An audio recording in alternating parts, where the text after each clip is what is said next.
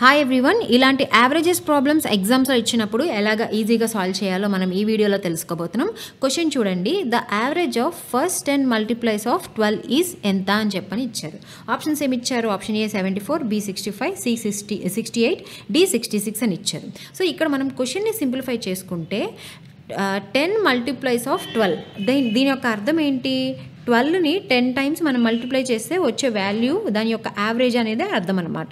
So 12 1s are 12, 12 2s are 24, 12 3s are 36, 12 4s are 48, 12 5s are 60, 12 6s are 72, 12 7s are 84, 12 8s are 96, 12 9s are 108, 12 12s are 120. So ఈ విధంగా మనకి 10 multiplies వరకే కనుక్కోమన్నారు కాబట్టి 10 multiplies వరకు కనుక్కుంటే ఈ వాల్యూ అనేది వచ్చింది. ఇక్కడ ట్రిక్ ఏంటంటే ఫస్ట్ నెంబర్ ఏదైతే ఉందో అదేవిధంగా లాస్ట్ నెంబర్ ఏదైతే ఉందో ఈ రెండింటిని ప్లస్ చేసి బై 2 వేయాలన్నమాట. అప్పుడు ఎంత వస్తుంది మనకి? 112 ప్లస్ 120 డివైడెడ్ బై 2 వేస్తే 132 డివైడెడ్ బై 2 అనేది మనకు వస్తుంది అనమాట. సో ఈ 132 డివైడెడ్ బై 2 ఎంత అవుతుంది మనకి? Answer 66. So answer for this question is option D 66. If you like this content please follow our free job guide Telugu YouTube channel. Thank you.